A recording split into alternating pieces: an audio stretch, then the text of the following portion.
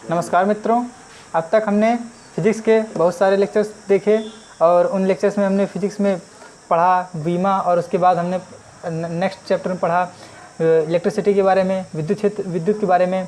आज फिर हमने सोचा कि क्यों ना कुछ सवाल लगाए जाएं, तो चलिए आज हम कुछ सवाल लगाते हैं। एक लंबे ब्रेक के बाद आज हम फिर से शुरू करते हैं फिजिक्स। तो हमने ये आपकी एनसीईआरटी की किताब से एनसीईआरटी की जो फर्स्ट चैप्टर है उसमें पीछे मतलब चैप्टर के लास्ट में ही सवाल दिए गए हैं, अभ्यास से दिए गए हैं, एक्सरसाइज से दिए गए हैं सवाल। तो आप उसमें से ये सवाल देखने पा जाएंगे। तो पहला सवाल देखते हैं क्या है। पहला सवाल ये है कि कहता है कि दो विद्युत आवेश है छोटे छोटे यहाँ पर, और उनमें से एक पर विद्युत आवेश है 2 × 10⁻⁷ कूलम और दूसरे पर है 3 × 10⁻⁷ कूलम। तो यहाँ पर कह रहा है कि ये दोनों वायु में रखे हैं। सवाल ये है कि वायु में स्थित 2 बिंदु आवेशों जिनमें से प्रत्येक पर आवेश 2 × 10⁻⁷ कूलम और दूसरे पर 3 × 10⁻⁷ कूलम का आवेश हो और दोनों 30 सेंटीमीटर की दूरी पर स्थित हों, तो उन दोनों पर लगने वाला बल कितना होगा। यहाँ पे विद्युत बल की बात कर रहा है। FE माने force of electricity, electrical force. तो चलिए निकालते हैं। इसमें आप डायरेक्टली दिया क्या है पहले देखते हैं। दिया है, आप सवालों को कभी भी हल करिए, ये चीज़ नोट करिए कि दिया क्या है। दिया है Q1 बराबर, इसको आप Q1 मान लीजिए 2 × 10⁻⁷ कूलम, और यहाँ पर Q2 दिया है 3 × 10⁻⁷ कूलम। दोनों के बीच की दूरी डिस्टेंस R दी गई है 30 सेंटीमीटर। आपको एक बात अब बताना चाहूँगा कि फ़िज़िक्स में अभी तक हमने सवाल नहीं लगाए थे। तो जितने भी हम सवाल लगाएंगे उनमें आप एक चीज़ हमेशा नोट डाउन करिएगा कि कोई भी मात्रक, कोई भी राशि दी गई होगी, उसका मात्रक अगर MKS पद्धति में ना हो तो पहले हम इसे MKS पद्धति में बदलेंगे। जैसे कि ये CGS पद्धति में है तो हम इसे पहले CGS से MKS में बदलेंगे। और हमको पता है कि 30 सेंटीमीटर को जब हम बदलेंगे मीटर में तो ये आएगा 30। अब देखिए, हमेशा ही किसी भी मात्रक को मतलब किसी भी भौतिक राशि के मात्रक को इसमें बदलने का एकदम छोटा सा और सरल तरीका बिना बीमा लगाए जो आपको करना है वो 1 सेंटीमीटर में कितने मीटर होते हैं। मैंने आपको बताया था कि 4 मीटर हो तो 4 मीटर को आपको क्या समझना चाहिए, 4/1 मीटर, ये समझना चाहिए। माने इन दोनों के बीच में गुणा है, ये समझना चाहिए। मैंने आपको हमेशा बताया था। तो यहाँ पर जो लिखा है कि 30 सेंटीमीटर, तो 30 सेंटीमीटर को आपको समझना चाहिए 30 ब्रैकेट में 1 सेंटीमीटर। अब यहाँ पे 1 सेंटीमीटर की आप वैल्यू रखिए। आप कहेंगे 1 सेंटीमीटर क्या वैल्यू होती है। देखिए, आपको पता है कि 1 मीटर बराबर 100 सेंटीमीटर। तो या फिर इसी को पलट कर लिख सकते हैं कि 1/100 मीटर बराबर 1 सेंटीमीटर। तो 1 सेंटीमीटर बराबर ये आया, तो 1 सेंटीमीटर की वैल्यू यही है। इस तरह आपने यहाँ पर ये देखा कि सूत्र से सूत्र बनाए कैसे जाते हैं, और इसी को आप यहाँ पे रख देंगे तो आप पाएंगे कि 30 सेंटीमीटर बराबर 30 ऑफ, यहाँ पे गुणा ना लगाइए, बस केवल ऐसे ही लगा दीजिए 1/30, और जहाँ सेंटीमीटर था वहाँ अपने आप आ जाएगा मीटर। इसको हमने यहाँ से कन्वर्ट कर दिया और 1 सेंटीमीटर की जगह इसको रख दिया, तो अब आएगा 30 भागे ये मीटर में, तो आ गया 0.3 मीटर, 0.3 मीटर। तो वही आपको यहाँ पर पाएंगे कि यहाँ पर आएगा 0.3 मीटर MKS पद्धति में। इतना आप एक बार अच्छे देख लीजिए। तो आपको इस तरह से हमेशा ही किसी भी मात्रक को MKS पद्धति में तोड़ना है। ज़रूरी नहीं कि MKS पद्धति में ही तोड़िए। बात ये होती है कि आपकी जो फिजिक्स है वो यहाँ पर पढ़ी जाएगी MKS पद्धति में, मगर अगर कोई सवाल है वो CGS पद्धति में पूरा दिया हुआ है और कोई एक वैल्यू है जो MKS पद्धति में दी गई है, तो आप चाहें तो MKS को CGS में बदल करके सवाल को पूरा CGS में लगाइए और फिर आंसर जो है लास्ट में उसको भी CGS में ही रखिए, या फिर उस आंसर को ही लास्ट में बदल लीजिए MKS पद्धति में। जिस तरह वो सवाल पूछ रहा हो कि सवाल में किस पद्धति का प्रयोग किया जा रहा है। अब पूछ रहा है कि इन दोनों के बीच में लगने वाला बल कितना है। तो देखिए, बल F कितना होगा पता करना है। तो देखते हैं, हमको पता है कूलॉम के नियम से, कूलॉम के नियम से by the law of Coulomb F जो होगा वो होगा 1/4πε0 Q1 Q2 अपॉन R²। आप इस सूत्र में पूरी वैल्यू पुट करेंगे और आप इस सवाल को निकाल ले जाएंगे। तो चलिए इस सवाल को निकाल के देखते हैं। इसकी वैल्यू बताई गई थी 9 × 10 की घाते टोटल 9 होती है। इस टोटल की वैल्यू हुई 9 × 10 की घाते 9 होती है इनटू Q1 की वैल्यू जो दी है उसने 2 × 10 की घाते -7 गुणे 3 × 10 की घाते -7 भागे इन दोनों के बीच की दूरी 0.3 का स्क्वायर। अब देखिए 0.3 का स्क्वायर। अब यहाँ पर एक बात यह है कि 0.3 को आपको हल करना चाहिए, या आप 0.3 को ऐसे भी लिख सकते हैं कि जैसे 30 सेंटीमीटर हमने निकाला तो 30/100, तो ये आ गया तो 3/10 भी कर सकते हैं। इसको केवल इतने में ही रख दीजिए ताकि सवाल और आसानी से हल हो जाए। तो 3/10 कर लीजिए, इतने मीटर का होल स्क्वायर। अब आप इसको जब हल करेंगे तो आसान से हो जाएगा हल। तो यहाँ पर जब इसका सब घाते एक साथ कर लीजिए, सब संख्याएं एक साथ कर लीजिए, तो यहाँ पे 3 का स्क्वायर होगा तो ये 9 आ जाएगा, और नीचे जो ये है 100, ये 100 उठ के ऊपर जाएगा बाद में। और यहाँ पर जो घातांक हैं वो सब एक साथ कर लीजिए, -7 -7। ये घातांक को अलग से हल करेंगे, इसको अलग से हल कर लेंगे। 9 से 9 कट जाएगा, ये 100 ऊपर जाएगा, और 3 दूनी 6 हुआ तो 600 गुणे 10 की घाते।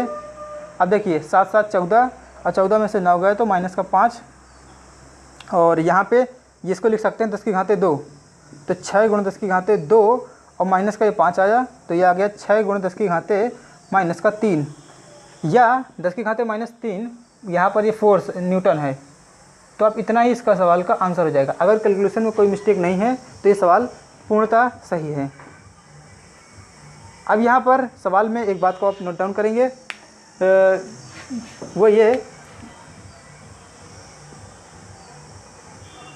वो आप नोट डाउन ये करेंगे कि ये जो F है वो लगा कौन रहा है, लग किस पर रहा है। देखिए ऐसा नहीं होता है कि कोई एक आवेश जो होता है वो किसी दूसरे पर आवेश बल लगाता है, बल्कि दोनों ही आवेशों के मध्य में बल लगता है। माने इनके बीच में ऐसा कुछ होता है जो कि दोनों को ही एक साथ बल लगाता है। माने इसको मैं समझाता हूँ। जैसे कि कोई आदमी है, वो किसी दूसरे आदमी को धक्का दे रहा है, तो बात ये होती है कि जैसे यहाँ पे इन दोनों का हाथ है, ऐसे दोनों एक दूसरे को कुछ ऐसे धक्का दे रहे हैं, तो यहाँ पर जो धक्का देने की स्थिति होती है, इनके बीच में इन दोनों के हाथों के संपर्क में ही दोनों ही तरफ बल लग रहे होते हैं। तो ये जो संपर्क का क्षेत्र होता है, ये संपर्क का क्षेत्र है, इन दोनों को मतलब इन दोनों के ऊपर बल लगाता है, ना कि इसको ये कहना चाहिए कि ये दोनों एक दूसरे को बल लगा रहे हैं। नहीं समझ में आया? इसका मतलब ये है कि जैसे कि एक दूसरे को अगर बल लगा रहे हैं तो हमें लगता है कि वो एक दूसरे को बल लगा रहे हैं, बल्कि एक दूसरे को बल नहीं लगा रहे हैं, बल्कि रियलिटी में होता ही है कि उनके बीच में एक संपर्क क्षेत्र में, उस संपर्क क्षेत्र से इन दोनों पर बल लग रहा होता है। माने जैसे 2 कूलम होंगे, दो आवेश होंगे, तो उनके बीच में एक मतलब क्षेत्र होता है। क्षेत्र माने रीजन, इलाका होता है, एक क्षेत्र होता है। वो क्षेत्र, ये यहाँ पे क्षेत्र दिखाने के लिए बस केवल बिंदु लगा दिए गए थे। वो क्षेत्र इन दोनों पर बाहर की तरफ या अंदर की तरफ बल लगाता है, इनकी प्रकृति के अनुसार। अगर ये पॉजिटिव है तो बाहर की तरफ, पॉजिटिव नेगेटिव है तो फिर अंदर की तरफ। इस तरह कुछ बल लगाता है जो कि विद्युत क्षेत्र लगाता है। तो इसलिए आगे के जो हम पढ़ेंगे वो टॉपिक होगा विद्युत क्षेत्र। तो विद्युत क्षेत्र में हम जानेंगे कि बल लगता कैसे है, माने बल हमने कितना लगेगा वो तो इस सूत्र से मालूम पड़ जाता है, मगर ये बल लगाता कौन है और किस तरह से लगता है, ये सब विद्युत क्षेत्र के आगे के टॉपिक में समझेंगे। कृपया आप इतना नोट डाउन कर लीजिए। फिर अगले सवाल को देखते हैं। अगले सवाल को देखते हैं। अब अगला सवाल इसी के जैसा कुछ ये भी है। अगला सवाल कहता है कि दो बिंदु आवेश है। इसमें भी देखिए, इसमें कहा इसने कि 2 बिंदु आवेश हैं, जिनमें से एक पर आवेश जो है वो 0.4 माइक्रो कूलम है। ये म्यू जो होता है, म्यू की वैल्यू होती है 10 की घाते -6, इसे पढ़ा जाता है माइक्रो। तो ये इसे कहते हैं माइक्रो कूलम। तो ये जहाँ भी आपको दिखे आप बस इसको ये वैल्यू पुट कर दीजिए। अब यहाँ पे मात्रक इसका कुछ नहीं होगा, क्योंकि ये केवल एक संख्या है। मतलब जैसे कहा जाता है 1 दर्जन केले, तो दर्जन क्या है यहाँ पर, केवल संख्या है, केवल संख्या बताने के लिए। उसी तरह ये भी एक तरह की संख्या को बताने के लिए है बस, बाकी इसका कोई मात्रक नहीं होगा। ये खुद जिसके साथ जुड़ेगा उसका मात्रक बन जाएगा। एक माइक्रो कूलम है तो यहाँ पे भी कूलम लग जाएगा, जिसके कहते हैं -6 माइक्रो कूलम, कुछ ऐसे होगा। अब आता है कि एक बिंदु आवेश है जिसके कि आवेश है 0.4 माइक्रो कूलम, वो किसी दूसरे बिंदु आवेश पर वायु में स्थित रह करके उस पर इतना बल लगाता है। अब समझिएगा, उस पर इतना बल लगाता है 0.2 न्यूटन का। अब पता कह रहा है कि अगर दूसरे बिंदु पर आवेश जो है वो 0.8 माइक्रो कूलम है, तो बताइए कि उन दोनों के बीच की दूरी क्या है और दूसरा बिंदु पहले बिंदु पर कितना बल लगा रहा है ये बताइए। माने F1 से 2 पर कितना लग रहा है उसने, अगर उसने बता दिया तो फिर पूछ रहा है कि F2 से 1 पर कितना लग रहा है। माने ये इस पर अगर इतना बल लगा रहा है तो ये वाला इस पर कितना बल लगाएगा। देखिए यहाँ पर ये बात तो आपको थ्योरी में पढ़ाई गई थी कि दोनों पर बल बराबर लगते हैं, बस दिशाएं विपरीत होती हैं। तो इसलिए जो F2 होगा वो -F1 वेक्टर के बराबर होगा। मगर परिमाण के हिसाब से देखा जाए तो दोनों का परिमाण बराबर होगा। ठीक है, तो इसलिए जो F2 की वैल्यू होगी वही F1 की वैल्यू होगी, माने 0.2 न्यूटन। माने दूसरा सवाल तो जल्दी से हल हो गया, मगर बचा पहला सवाल, इन दोनों के बीच की दूरी क्या होगी। तो देखिए करो, तो यहाँ पर देखा गया हमने कि दूसरा सवाल जल्दी से हल हो गया, क्योंकि जो यहाँ पर बल लगेगा वो F2 और F1 दोनों बराबर लगेंगे। अब देखते हैं कि यहाँ पर पूछ रहा है कि इन दोनों के बीच की दूरी क्या होगी। इन दोनों के बीच की दूरी पता करने के लिए आप बस फिर से वही कूलॉम का नियम लगाएंगे और जल्दी से सवाल को हल कर लेंगे। आप कहें तो इस सवाल को हल किया जाए या फिर सवाल को छोड़ा जाए। चलिए सवाल को हल कर दिया जाए पूरा विधिवत।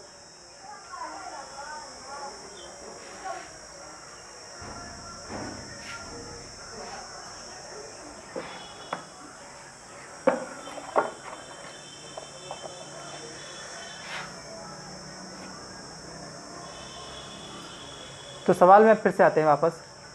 तो वायु में चूँकि कहा गया है तो वायु के लिए k की वैल्यू हमें पहले पता थी 1 है। तो यहाँ पर सूत्र लगेगा F बराबर 1/4 पाई एप्सिलॉन नॉट। k लगा लीजिए, न लगाइए। पिछले सवाल में भी k लगाने की ज़रूरत थी, मगर इस सवाल में पिछले सवाल में लगाया नहीं गया क्योंकि k की वैल्यू वैसे ही 1 आनी थी। और बस केवल इसी बात का आप ध्यान रखेंगे कि k यहाँ पे होता है, मगर वायु अगर दिया है या निर्वात दिया है या कुछ नहीं दिया तो सामान्यतः k की वैल्यू 1 ले ली जाती है। और यदि कुछ दिया है तो फिर k की वैल्यू आप जरूर रखिएगा। तो यहाँ पर सभी वैल्यू पुट कर दीजिए, क्योंकि हमें सभी वैल्यू पता है। F1 बराबर 0.2 न्यूटन बराबर 1/4 एप्सिलॉन नॉट की जगह आप पूरा इसको रखेंगे। फिर इसके बाद Q1 Q2 की वैल्यू रख दीजिए 0.4। माइक्रो की वैल्यू रखनी ज़रूरी है। यहाँ पर 0.8 × 10⁻8 भागे r² की वैल्यू नहीं पता है तो आप इसको ऐसे रख दीजिए और फिर सवालों में r² का पक्षांतरण किया जाए तो आप पाएंगे कि सवाल हल होने लगेगा थोड़ा धीरे धीरे।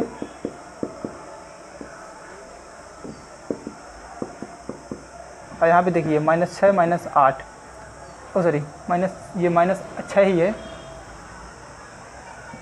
हाँ, आप इसको हल कर लीजिए। ये इसका 2 गुना है तो फिर 9 × 2 × 0.8 × 10 की घाते -12 में से 9 गया तो -3। तो यहाँ पर आ गया। अब देखिए कि 9 गुणे, इसको देखिए चूँकि ये स्क्वायर के रूप में है तो आप इसको पूरा हल मत कीजिए, आप इसको पूरा मत हल कीजिए। अब इसको ऐसे स्क्वायर के रूप में नॉर्मली कर दीजिए। यहाँ पर आप इसका इससे गुणा मत कीजिए, बल्कि आप यहाँ पर इसका इससे गुणा कर दीजिए तो आप पाएंगे कि इतना हो गया × 10 की घाते -3। अब यहाँ पे इसका दशमलव उड़ा दीजिए तो आप पाएंगे नीचे 10 हो गया।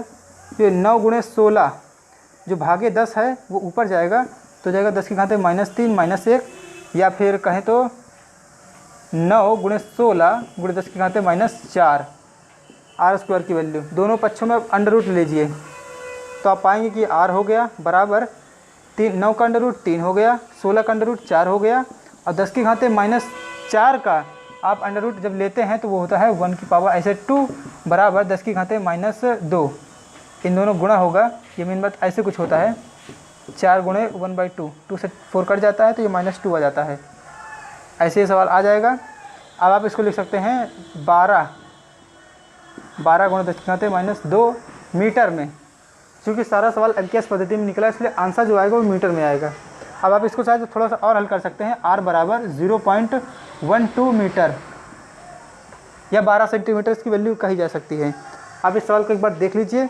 और चूँकि F2 वाला सवाल हल हो चुका है इसलिए इसको नहीं हल किया जाएगा। F2 की वैल्यू भी होगी यहाँ पर 0.2 न्यूटन। बस दिशा बदल जाएगी मगर उसकी परिमाण उतना ही रहेगा।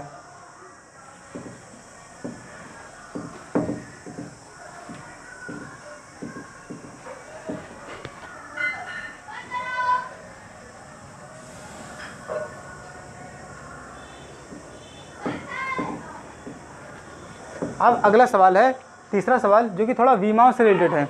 तीसरा सवाल कहता है कि पता कीजिए कि सिद्ध कीजिए, स्पष्ट कीजिए, क्लियर कीजिए कि ke² की वैल्यू पता कीजिए और ये बताइए कि ये सिद्ध करो कि एक विमाहीन राशि है। अब देखिए के यहाँ पर ये वही है कि 1f बराबर 1/4 पाई एप्सिलॉन नॉट। ये के नहीं है, बल्कि के बराबर ये जो हम लिखते थे ke²/r², ये वाला के है। ये वाला के मत समझिए भाई, ठीक है, क्योंकि इसकी वैल्यू कभी मतलब ये संख्या है तो इसकी विमा हमेशा 1 हो जाएगी। इसकी कुछ विमा निकलेगी, वही विमा यहाँ पे इस्तेमाल की जाएगी। तो चलिए देखते हैं।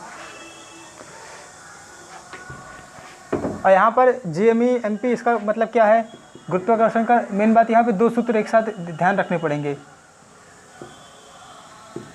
एक सूत्र जो ग्रेविटेशनल फोर्स के ऊपर है और एक सूत्र जो कि इलेक्ट्रिकल फोर्स के ऊपर है, के Q² अपॉन या Q1 Q2 ले लीजिए और r²। ये कूलॉम का नियम है, ये न्यूटन का गुरुत्वाकर्षण नियम है। कूलॉम का वैद्युत बल में के की वैल्यू, इसकी वैल्यू और यहाँ पे इसकी वैल्यू, इन दोनों की वैल्यू को मतलब क्या कहते हैं, विमाहीन सिद्ध करना है। सिद्ध करने को तो बहुत जल्दी सिद्ध हो सकता है। देखिए कैसे, यहाँ पर Q1 Q2 इलेक्ट्रॉन और प्रोटॉन के आवेश हैं, यहाँ पर Me और Mp इलेक्ट्रॉन और प्रोटॉन के द्रव्यमान हैं, जैसे कि सवाल में दिया गया है। इसलिए इनके जो क्या कहते हैं आवेश लिए गए वो दोनों आपस में बराबर हैं, क्योंकि इलेक्ट्रॉन और प्रोटॉन के जो आवेश होते हैं वो आपस में बराबर होते हैं। तो उनका ई मतलब यहाँ पर Q1 जो है वो E है और जो Q2 है वो भी E है। यहाँ पे M1 सूत्र मेन बात जो होता है उसमें सवालों में न्यूटन का जो सूत्र होता है वो होता है Gm1m2 अपॉन r²। सूत्र कुछ ऐसा होता है। तो यहाँ पर M1 और M2 जो है वो यहाँ पर इलेक्ट्रॉन का Me है। Me माने इलेक्ट्रॉन का द्रव्यमान और M2 बराबर क्या कहते हैं द्रव्यमान प्रोटॉन का, P माने प्रोटॉन। तो इस तरह ये इनकी वैल्यू है। इन वैल्यूज़ को यहाँ पर रखा जाएगा या नहीं भी रखेंगे अभी के लिए, केवल विमाहीन सिद्ध करने के लिए देखते हैं क्या करना है। तो विमाहीन सिद्ध करने के लिए आपको एक बात मालूम पड़ गई कि ये मतलब ये द्रव्यमान और आवेश हैं किनके। तो इसलिए Q1 Q2 की जगह पे जब आप E की वैल्यू रखेंगे तो यहाँ पर आ गया E इंटू ई और E इंटू ई बनकर E² बन गया। तो Fe बराबर आया ke² अपॉन r² और Fg बराबर आ गया Gm1m2 अपॉन r²। अब आप दोनों समीकरणों को अलग अलग हल करते रहिए। इसको इधर कर लीजिए, ke² बराबर Fe इंटू r² और यहाँ पर Gm1m2 या यहाँ पर M1 M2 की हमें वैल्यू रखनी पड़ेगी जो कि Me और Mp हैं बराबर Fg r²। अब देखिएगा दोनों समीकरणों में भाग करने पर समीकरण नंबर 1 और समीकरण नंबर 2, समीकरण 1 में 2 से भाग देने पर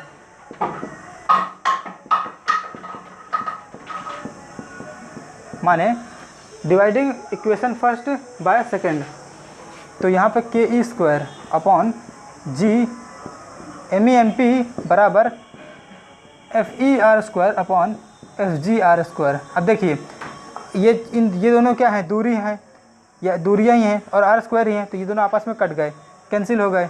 अब ये Fe और Fg ये एक तरह के हैं तो बल ही, इसलिए ये भी आपस में कट गए और इनकी जो वैल्यू है गई वो आ गई 1। तो यहाँ पर अब चूँकि इसकी वैल्यू टोटल 1 है, मतलब यहाँ पर हम ये केवल क्या कहते हैं विमाओं की दृष्टि से देख रहे हैं, माने केवल आपको समझ में आया हो तो यहाँ पर बस केवल ये देख रहे हैं कि इनके मात्रक आपस में कैंसिल होकर के बना जाएंगे। इसका मतलब जो ke² है अपॉन Gmemp है उसकी जो विमा होगी, यहाँ पे केवल विमा देखेंगे, ठीक है, वैल्यू नहीं। इसकी जो विमा होगी वो होगी m0 L0 T0। इस सवाल को इस तरह भी हल कर सकते हैं। अभी इस सवाल को दूसरे तरह से हल करके दिखाता हूँ, आप इसको नोट डाउन कर लीजिए। ये इसका इजी वे था, मतलब इसको सरल तरीके से हल करने का तरीका था। अब इसको थोड़ा सा हार्ड करते हैं। हार्ड करने के लिए देखिए यहाँ पर के ई स्क्वायर बराबर आया था एफ ई आर स्क्वायर और जी M1 M2 बराबर एफ जी आर स्क्वायर। दोनों की वैल्यू निकाल लीजिए अब बस केवल के ई स्क्वायर की वीमा, दोनों की मतलब वीमा निकाल लीजिए, F E into R square की वीमा। तो एफ ई की वीमा जो होगी वो होगी ML_T-2 क्योंकि है तो बल ही, और यहाँ पे L2 हल करेंगे तो आ जाएगा ML3T-2। इसी तरह जी M1 M2 की वीमा जो होगी MEMP की वीमा जो होगी वो होगी ML_T-2 और L2 जब इसको हल करेंगे तो आ जाएगी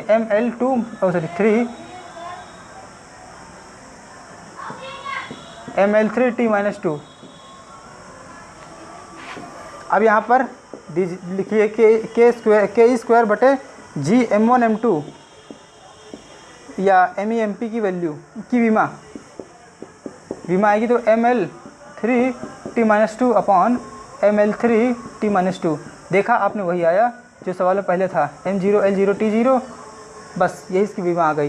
ये सवाल को थोड़ा सा बड़ा कर दिया गया। इसमें बस केवल सेंस ये लगाना था आपको कि चूँकि सूत्र ऐसे ऐसे होते हैं और इसको इधर पक्षांतरण कर दिया जाएगा, इसको इधर पक्षांतरण कर दिया जाएगा, तो इसकी वीमा के बराबर होगी क्योंकि FG_R²,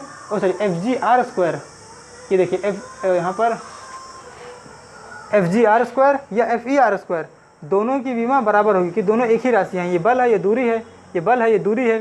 तो ये चूँकि ये आपस में बराबर हैं ही हैं और चूँकि ये इसके बराबर हैं तो ये दोनों भी आपस में बराबर हैं, माने इनकी वीमाएँ बराबर हैं। और चूँकि वीमाएँ बराबर हैं तो वीमाओं का आपस में भाग देंगे तो वीमाहीन तो अपने आप हो ही जाएगा।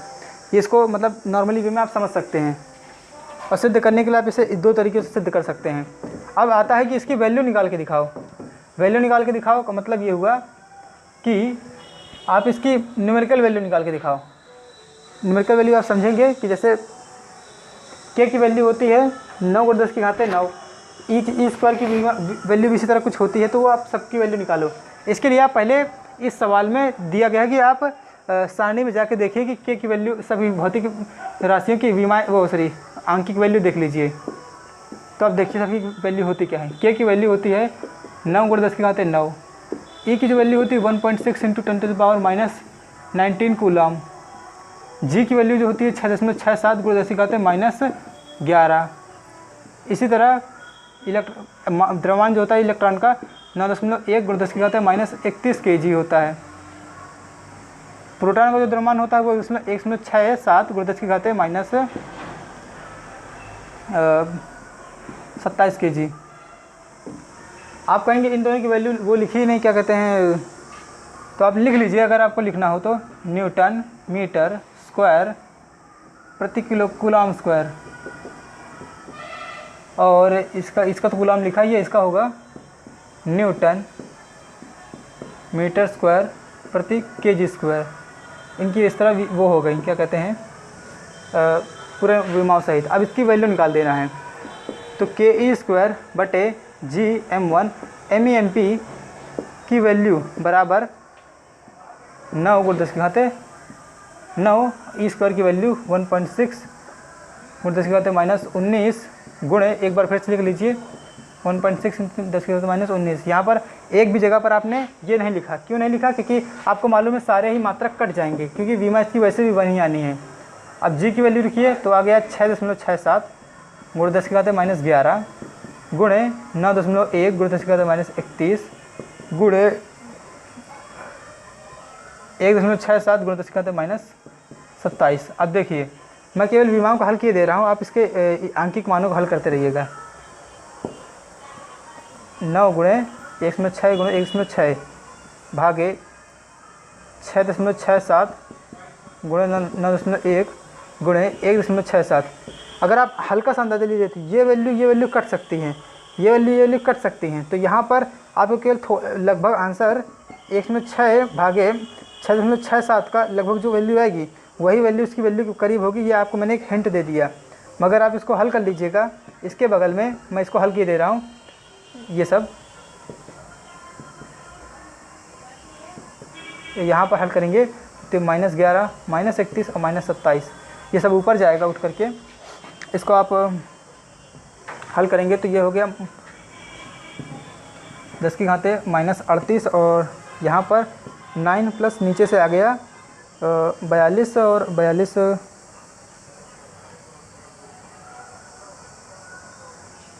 हाँ ये कुछ ऐसे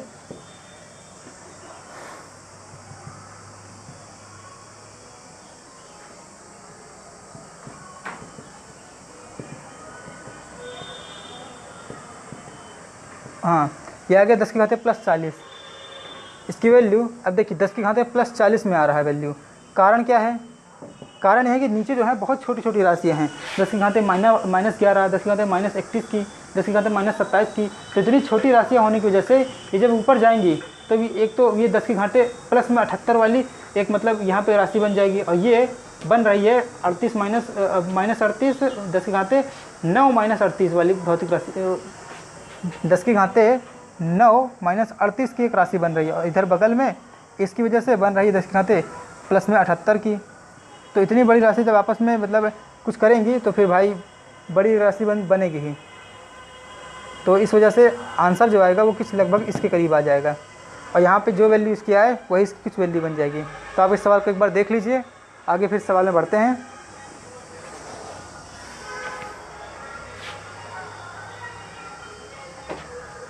तीसरा सवाल आपने देख लिया। अब आप देखिए चौथा सवाल एक मतलब थ्योरेटिकल सवाल है, कोई मतलब इसमें सॉल्व नहीं करना है कुछ आंसर। चौथा सवाल कहता है किसी वस्तु पर विद्युत आवेश क्वांटीकृत है, इस बात का क्या मतलब है, क्या तात्पर्य है इस बात का? सवाल ऐसा है, किसी वस्तु का विद्युत आवेश क्वांटीकृत है, इस बात से क्या अभिप्राय है, क्या तात्पर्य है, सवाल ये दिया गया है। तो आपको इस बात को समझाना पड़ेगा कि ये कैसे क्वांटीकृत होता है। क्वांटम के इस चैप्टर में मैंने आपको समझाया था कि क्वांटा होता ही क्या है, मैंने तो ये तक समझा दिया था। तो आप इस सवाल को हो सकता है हल कर ले जाएं, ना हल कर पाएँ तो मैं आपको मतलब इसको समझा ही देता हूँ। किसी वस्तु का आवेश क्वांटीकृत है, मैंने समझाया था कि जैसे ये मार्कर है तो इस मार्कर में जितना आवेश है वो इसमें ही रहेगा, इससे कम ज़्यादा नहीं होने वाला है जब तक इसमें बाहर से कोई आवेश न दिया जाए। यही इसका क्वांटम कृत का मतलब इसके क्वांटम का मतलब होता है, यही इसके क्वांटीकृत होने का मतलब है। तो किसी वस्तु का आवेश क्वांटीकृत है, माने कोई भी वस्तु, जैसे कि एक मार्कर ही ले लिया गया तो इस मार्कर में जितना भी आवेश है वो क्वांटीकृत केवल इस बात में आपको इसका मतलब स्पष्ट करना है। किसी वस्तु का विद्युत आवेश वो तो आप समझते ही हैं, बस केवल क्वांटीकृत होने का मतलब समझा दीजिए जो आप इस बात को समझा ले जाएंगे। तो क्वांटीकृत का मतलब यही होता है कि इसके अंदर जितना आवेश है वो इसमें इतना ही रहेगा, कम ज़्यादा नहीं होगा जब तक बाहर से आवेश दिया न जाए। और इसके अंदर जितना भी विद्युत आवेश है, मान लीजिए इसके अंदर आवेश कुछ भी नहीं है, मगर अगर कुछ भी क्रिया करके कोई भी काम करके इसके अंदर कुछ विद्युत आवेश उत्पन्न भी किया गया तो अंदर मान लीजिए इस मतलब वस्तु में विद्युत आवेश उत्पन्न किया गया तो इस हिस्से में मान लीजिए -5 कूलम का आवेश है तो इसके दूसरे हिस्से में कहीं ना कहीं +5 कूलम का आवेश ज़रूर होगा। मतलब जैसे कि ये मार्कर है, इस मार्कर में हमने देखा बाहर से हमने देखा कि कोई आवेश नहीं है, कोई मतलब 0 कूलम का आवेश है, ठीक है। मान लीजिए आवेश जो है Q जो है वो 0 है, और अगर हम अंदर इसके गए, अंदर जाने पर हमें मालूम पड़ा कि इतने छोटे से रीजन में इस छोटे क्षेत्र में -5 कूलम का आवेश है, तो हम ये पाएंगे कि कहीं ना कहीं इसको संतुलित करने के लिए +5 कूलम का आवेश भी होगा, वो चाहे इस रूप में हो और चाहे वो 1-1 कूलम करके। मैंने आपको इसको बहुत अच्छे से समझाया था कि 1-1 कूलम करके मान लीजिए कहीं कहीं पर आवेश है, तो टोटल आवेश जो हुआ वो -5 और प्लस ये वाले +1 कूलम के आवेश 5 बार जुड़ेंगे जो कि टोटल 0 कूलम के आवेश बना देंगे। इसका मतलब कि बाहर से देखने पर हमेशा ही उसका आवेश नियत रहेगा, घटने बढ़ने नहीं पाएगा। आवेश का नियत होना ही यहाँ पर क्वांटीकृत को दर्शाता है। एक तो क्वांटीकृत का यह मतलब होता है, दूसरा क्वांटम का मतलब ये भी होता है कि आवेश जो होगा छोटे छोटे टुकड़ों में विभक्त होगा। ये सब मैंने आपको उस लेक्चर में समझाया था। आप इसके लिए वो वाला लेक्चर देख लीजिएगा, वीडियो में इसको डिस्क्रिप्शन बॉक्स में आपको उस वीडियो का लिंक दे दिया जाएगा। अगर आपको ये समझ में आया हो तो कृपया इस बात को कमेंट करके बताइएगा, और अगर न समझ में आया हो तो इसी क्वांटम के ऊपर एक और अलग से वीडियो हो सकेगा तो बनाया जाएगा। तो चलिए अब आप इसको ध्यान में रखिएगा। इसके आगे जो सवाल है वो आगे सवाल ये है, मतलब चौथा सवाल जो था, तीसरा सवाल तब तक सॉल्व करने वाले थे, चौथा सवाल जो था वो उसका पहला पार्ट ये था कि आप क्वांटीकृत का मतलब समझा दीजिए। दूसरा, इसी चौथे का दूसरा पार्ट है, वो कहता है कि स्थूल या बड़े पैमाने पर विद्युत आवेशों को व्यवहार करते समय हम विद्युत आवेश के क्वांटीकरण की उपेक्षा कर सकते हैं। इस बात को समझाइए, कैसे हम कर सकते हैं। तो देखिए, जैसे कि ये पेन ही है, इस पेन को भी एक स्थूल वस्तु कह सकते हैं, मतलब एक बड़ी वस्तु है। ये कोई इलेक्ट्रॉन प्रोटॉन जितनी या परमाणु या अणुओं जितनी छोटी चीज़ नहीं है, ये एक बड़ी चीज़ है। तो इसमें हम विद्युत आवेश क्वांटीकरण को मतलब छोड़ सकते हैं। क्यों छोड़ सकते हैं? कारण ये है कि विद्युत आवेश क्वांटीकरण का नियम लगता तो अंदर है ही है, मगर अगर उसमें ना भी ध्यान दिया जाए तो भी कोई दिक्कत नहीं, अगर वो वस्तु बड़ी है। कारण ये कि जो बड़ी वस्तुएँ होती हैं उनमें कहीं ना कहीं से आवेश संरक्षित हो ही जाता है। क्वांटीकरण में आवेश कहीं ना कहीं संरक्षित हो ही जाता है। जैसे कि इस वस्तु पे कहीं से अगर -5 इस वस्तु में अगर पहले से आवेश 0 है और इस वस्तु पर ही अंदर किसी प्रकार की क्रिया करके यहाँ पर इस जगह पर -1 कूलम का आवेश कैसे भी उत्पन्न कर लिया गया तो भी, और यहाँ पर +1 कूलम का अपने आप आवेश उत्पन्न होगा और इसे बाहर निकाल लिया जाए, इसे किसी प्रकार से बाहर निकाल लिया जाए, तो आप सोचेंगे कि यहाँ पर तो इस वस्तु पर तो जो आवेश है वो -1 कूलम का पूरी तरीके से बिखर जाएगा। तो टोटल इस वस्तु पर आवेश -1 कूलम का हो जाएगा। पहले वस्तु पर कोई भी क्रिया करने से पहले जो आवेश था वो 0 था, बाद में वो आवेश -1 कूलम हो गया। तो ऐसा नहीं होने पाएगा। थोड़ी देर में यहाँ पर हवा के परमाणु या कोई और दूसरी चीज़ें आपस में आकर के ऐसा कुछ करेंगी कि इसका आवेश फिर से 0 हो जाएगा, माने जहाँ से शुरुआत की तो वहीं पर पहुँच जाएगा। ये इसका कुछ भौतिक गुण ही है, माने आवेश का क्वांटीकरण अपने आप होता ही रहेगा, इसको आप रोक नहीं पाएंगे। इसीलिए हमें स्थूल बड़े पैमाने पर ध्यान देने की ज़रूरत नहीं पड़ती है। ये कुछ ऐसा इसका स्पष्टीकरण हो सकता है। चलिए आगे नेक्स्ट सवाल देखते हैं। नेक्स्ट सवाल भी ऐसा ही कुछ है, ये भी थ्योरेटिकल है। कह रहा है जब कांच की छड़ को रेशम के टुकड़े से रगड़ते हैं, आपको इस थ्योरी में हमेशा ही समझाया गया था कि कांच की छड़, बिल्ली की खाल, एबोनाइट की छड़, ये सब आपको समझाया गया था। 5वां सवाल ये कहता है जब कांच की छड़ को रेशम के टुकड़े के साथ किए, मान लीजिए रेशम का टुकड़ा है, तो कह रहा है कि रगड़ते हैं तो दोनों पर आवेश आ जाता है। इसी प्रकार की परिघटना अन्य युग्मों में भी देखने को मिलती है, प्रेक्षण करने को मिलती है। तो स्पष्ट करें कि यह प्रेक्षण आवेश संरक्षण के नियम से किस प्रकार सामंजस्य रखता है।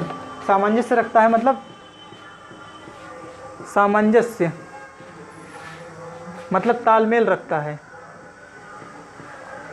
तालमेल रखने का मतलब यह हुआ कि इससे कैसे इसको संतुष्ट कर सकता है, किसको संतुष्ट करना है। हमें यहाँ पर आवेश संरक्षण के नियम को संतुष्ट करना है।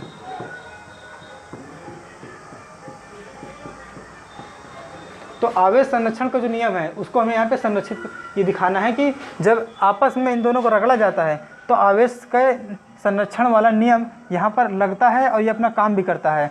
तो ये देखिए, ये तो आपको पहले सच समझाया गया था कि जब कांच की छड़ को रेशम से रगड़ा जाता है तो इस पर मतलब एक वस्तु में से इलेक्ट्रॉन निकल करके दूसरे में जाते हैं, तो जितना आवेश इस पर आ जाता है उतना ही आवेश इस पर आ जाता है। कारण ये कि दोनों ही वस्तु में पहले से ही प्रोटॉन इलेक्ट्रॉनों की संख्या बराबर रहती है। जब आपस में रगड़ते हैं तो रगड़ने के बाद देखिए, रगड़ने के बाद होता यही कि जैसे मान लीजिए ये बाद में देखने पर मालूम पड़ा कि ये धनात्मक हो गया और ये बाद में देखने पर ये मालूम पड़ा कि ये ऋणात्मक हो गया, तो होता वास्तव में ये है कि जो कांच के इलेक्ट्रॉन होते हैं, इलेक्ट्रॉन वो चल करके चले जाते हैं रेशम में। तो रेशम पर प्रोटॉनों की संख्या, इलेक्ट्रॉन, तब होता क्या है कि कांच में प्रोटॉनों की संख्या इलेक्ट्रॉनों की संख्या ज़्यादा हो जाती है और रेशम में प्रोटॉनों की संख्या इलेक्ट्रॉनों की संख्या से कम हो जाती है। ऐसे करके प्रदर्शित किया जाए तो ज़्यादा अच्छा समझ में आता है। और पहले क्या होता है, रगड़ने से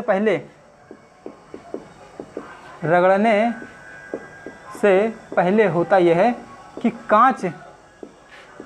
कांच में भी प्रोटॉन बराबर इलेक्ट्रॉन रहते हैं और रेशम में भी प्रोटॉन बराबर इलेक्ट्रॉन रहते हैं रगड़ने से पहले। और रगड़ने के बाद कांच के इलेक्ट्रॉन चले जाते हैं रेशम में। तो जैसे ये जाते हैं तो भाई जैसे यहाँ में से कुछ, मान लीजिए यहाँ पर 100 प्रोटॉन है और यहाँ भी 100 प्रोटॉन है और यहाँ भी 100 प्रोटॉन है और यहाँ भी मान लीजिए 100 प्रोटॉन है। इसमें से अगर इलेक्ट्रॉन है यहाँ पर, तो यहाँ पे से अगर मान लीजिए 20 इलेक्ट्रॉन भी उठ करके यहाँ चले गए तो यहाँ तो प्रोटॉन ज़्यादा पड़ जाएंगे ना, क्योंकि 100 यहाँ पे 80 बचेंगे इलेक्ट्रॉन और 100 बचेंगे रहेंगे प्रोटॉन, वो अपना स्थान छोड़ेंगे नहीं। और यहाँ 100 रहेंगे प्रोटॉन मगर 120 हो जाएंगे इलेक्ट्रॉन, क्योंकि 20 यहाँ से निकल के इसमें चले गए, ऐसा कुछ हो जाएगा। तो यहाँ पर ऐसे कुछ होगा। अब चूँकि प्रोटॉन ज़्यादा पड़ गए, इलेक्ट्रॉन कम रह गए, तो यहाँ पर धन आवेश आ जाएगा। और चूँकि यहाँ पे प्रोटॉन उतने ही रहे मगर इलेक्ट्रॉन बढ़ गए, तो यहाँ पर टोटल ऋण आवेश आ जाएगा। इस तरह आपने देखा कि जितना आवेश इस पर आया प्लस 20 कूलम का आवेश इस पर आया, तो माइनस 20 कूलम का आवेश इस पर भी आया। दोनों ही आवेशों की न्यूमेरिकल वैल्यू बराबर है, भले ही चिन्ह बदल गए तो इससे कोई फर्क नहीं पड़ता, मगर आवेश इस तरह से संरक्षित हुआ। क्योंकि टोटल को अगर जोड़ दिया जाएगा तो फिर से वही शून्य आवेश आ जाएगा, जो कि इनका रगड़ने से पहले था। रगड़ने से पहले आवेश भी रहेगा शून्य और रगड़ने के बाद भी टोटल आवेश शून्य ही रहेगा। बस केवल क्या होगा, किसी एक में कुछ आवेश, किसी एक में कुछ आवेश आ जाएगा। तो यही इसके आवेश के संरक्षण की व्याख्या है, जो कि बहुत ही कम शब्दों में हो गई।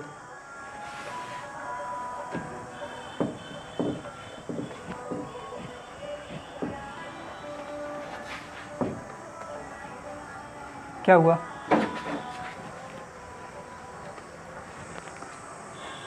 ठीक, अच्छा। अब ठीक है, इसके अगले लेक्चर में और सवाल देखेंगे। इसके इतना आपने ध्यान से इसको देखा, इसके लिए धन्यवाद।